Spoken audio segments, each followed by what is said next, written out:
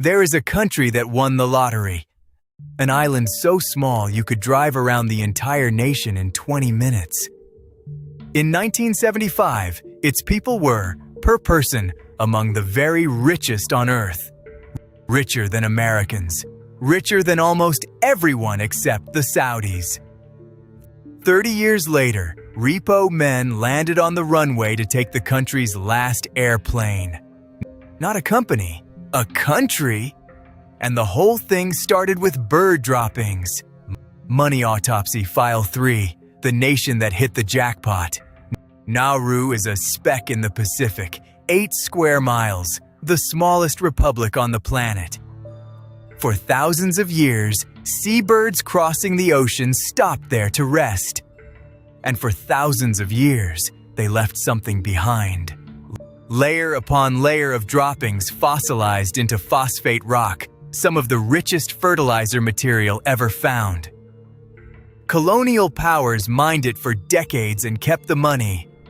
Then, in 1968, Nauru became independent, and the islanders finally owned the jackpot under their feet.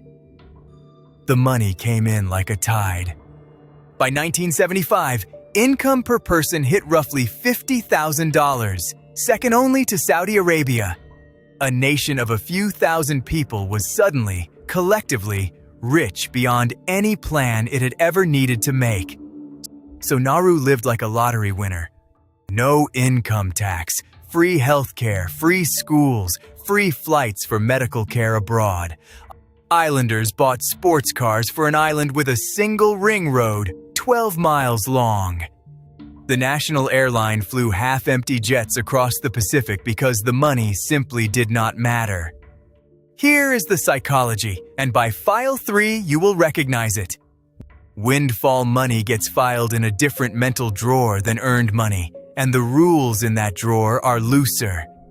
It happens to lottery winners. It happens to athletes. Nauru proved it can happen to an entire nation at once. But here is the twist. Nauru did the responsible thing. They knew the phosphate would run out, so they banked the profits in a national trust, over $1 billion at its peak, invested to fund the island forever. On paper, Nauru had solved the lottery winner's curse, and that trust is exactly where the story turns. Around a giant pool of money that nobody was watching closely, the advisors began to circle. The trust bought failing real estate in Australia, Hawaii, and London. And then, it made one of the strangest investments in financial history. $4 million into a West End musical about Leonardo da Vinci. Co-written by the fund's own financial advisor, it closed within weeks. This is the entourage problem from our last file, scaled up to a country. When the owner of money cannot evaluate the people managing it, the money slowly becomes theirs. The numbers tell the collapse better than words. $1.3 billion in the trust in 1990, $300 million by 2004. The government could not pay its bills, the phosphate was nearly gone, and 80% of the island had been strip-mined into a moonscape. Rock bottom came in December 2005. Repossession agents flew to the island and seized the national airline's last Boeing over an unpaid loan. A whole country repossessed.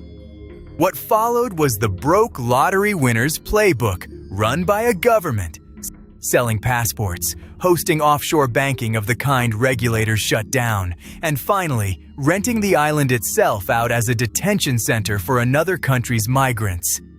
Anything sellable, sold. Now compare Norway, which struck oil and built a trust of its own. Same windfall, opposite ending. Because Norway wrapped its fortune in rules, independent managers, spending caps, and public audits. Friction, the same thing that saves individual winners, written into law.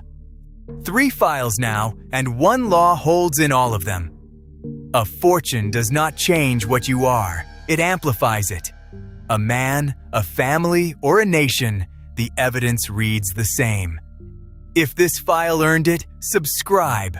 Next on the table, the quiet bank clerk who vaporized a 200-year-old bank in weeks from a desk nobody checked.